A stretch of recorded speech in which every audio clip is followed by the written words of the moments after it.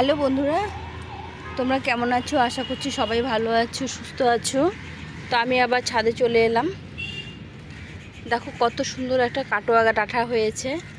এই একটি গাছে কতটা বড় আর কতটা ডাঁটা হয়েছে। দেখো লাল কাটোয়া ডাঁটা।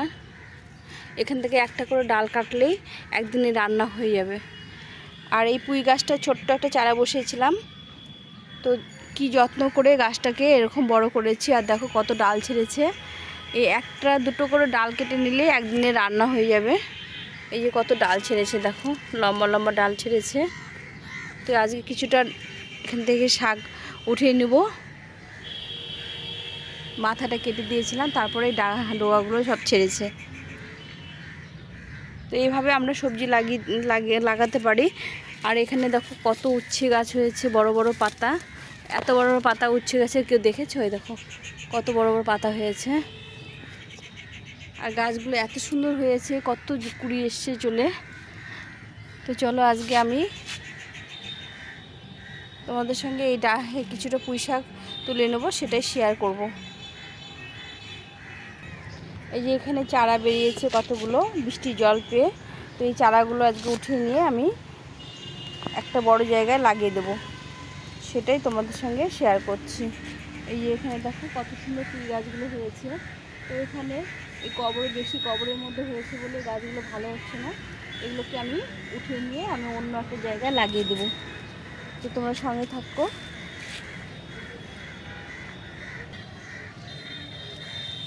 এই টবটার মধ্যে আমি ডাঁটার শাক লাগিয়েছিলাম সার মাটি দিয়ে। তো গাছের সবগুলো গাছ ডাঁটা খাওয়া হয়ে গেছে। তো এখানে একটা ডাঁটা রয়ে গেছে। এই ডাঁটাটাকে আজকে উঠে নেব। এই দেখো কত সুন্দর ডাঁটাটা হয়েছে।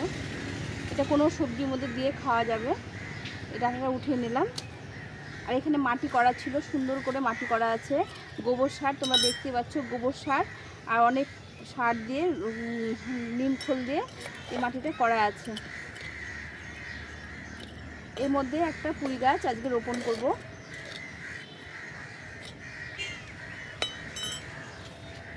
মাটিটা কত ঝুরঝুরে আর কত হালকা সুন্দর মাটি দেখো।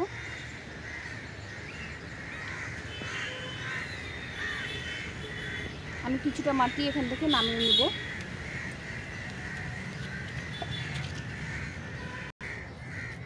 এখান থেকে আমি কিছুটা মাটি উঠিয়ে নেব।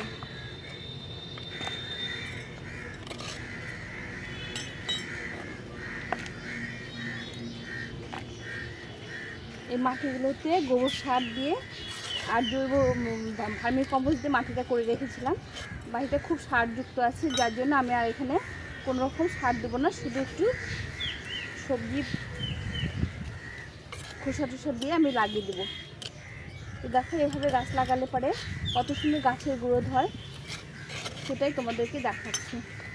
এই মাটিটা আমি কিছুটা উঠিয়ে নিলাম, বেশ কিছুটা মাটি উঠিয়ে নিতে হবে।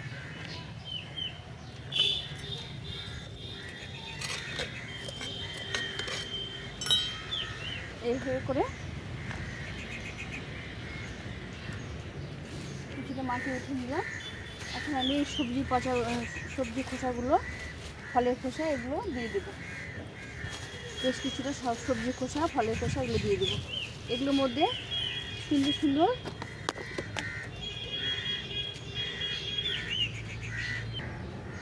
এগুলোর মধ্যে সুন্দরভাবে গাছ করা যায়। তো প্রথমে একটু মাটি দিয়ে দিলাম এইভাবে করে। এগুলো আস্তে আস্তে পচে গিয়ে নিচে নেমে যাবে, যার জন্য একটু মাটিটা বেশি দিতে হবে, চেপে চেপে দিতে হবে। এভাবে করে দিলাম। এখন বৃষ্টির সিজন, যে কোনো গাছ লাগিয়ে দিলে সুন্দরভাবে গাছগুলো আস্তে আস্তে গ্রো হয়ে যায়।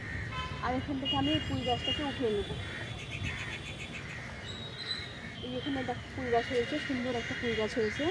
এই গাছের এই নিচে পাতাগুলো কেটে দেবো, দিয়ে এই গাছটা আমি এখানে লাগিয়ে দেবো।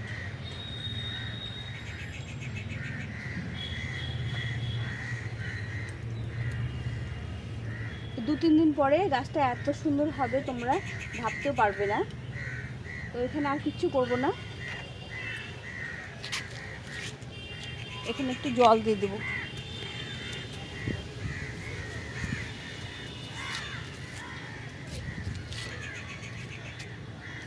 একটু ভরপুর জল দিয়ে দেবো।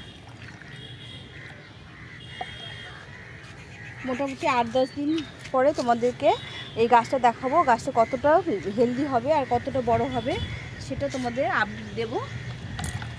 তোমরা সঙ্গে থেকো।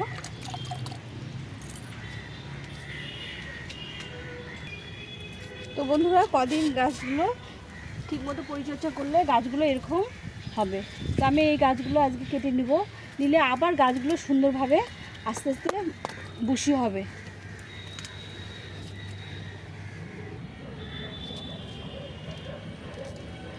এই ডালগুলো আমি সব কেটে দেব।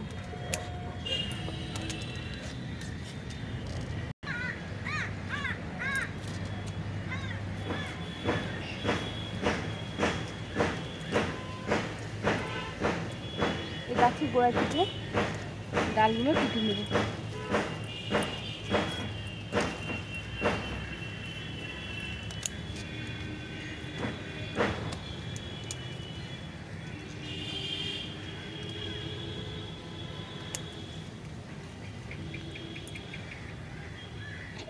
এভাবে কেটে নিলে আবার নতুন নতুন ডাল ছাড়বে আর আবার নতুন করে বুশি হবে। তো এইভাবে পুঁই গাছ লাগিয়ে যদি এইভাবে পরিচর্যা করা যায় আর কেটে নেওয়া যায় তাহলে গাছগুলো খুব তাড়াতাড়ি, দেখো কতগুলো পুঁই শাক তুলে নিলাম, এগুলো একদিনে রান্না হয়ে যাবে। এখন আমি গাছের গোড়াটায় একটু খড় দিয়ে দেবো। এই যে গাছটা দেখো কতটা লম্বা হয়েছে আর কতটা বুশি হয়েছে। এখন কি করতে হবে, গাছের গোড়ায় একটু খাড় দিয়ে দিতে হবে। নর্মাল যে খাড় থাকে বাড়িতে সেগুলো দিয়ে দিলেই, এই মোটা মোটা পাতাগুলো আমি সব তুলে নিলাম।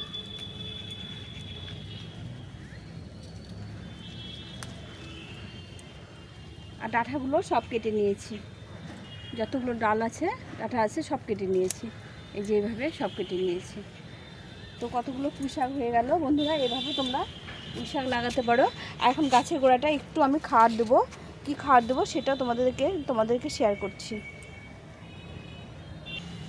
তো এখানে নিয়েছি জৈব সার। এখন আমার কাছে গোবর সার নেই।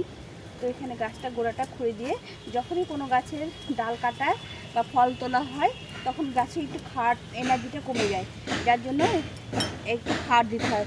তো আমি 1 মুঠো মতো ভার্মি কম্পোস্ট দিয়ে দেবো, এই গাছের গোড়ায় দিয়ে দেবো। আর গোবর সার থাকলে তোমরা গোবর সার দিতে পারো। এভাবে দিয়ে দিয়ে একটু জল দিয়ে দেবো।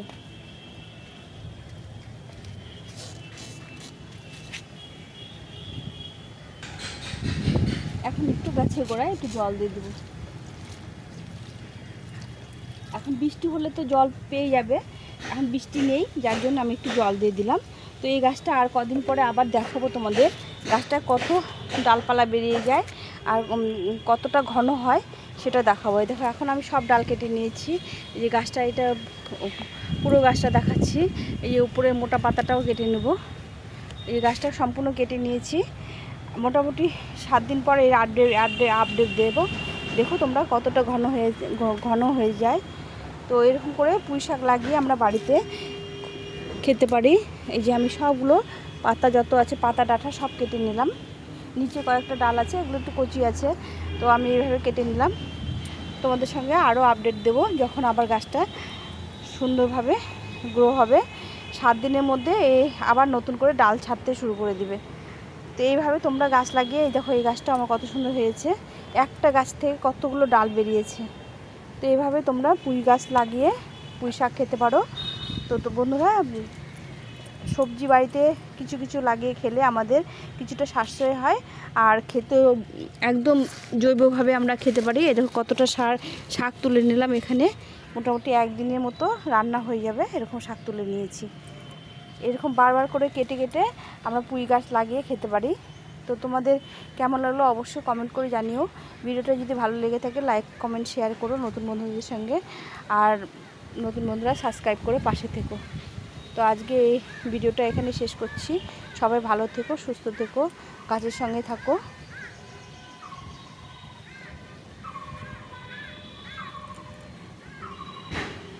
টাটা।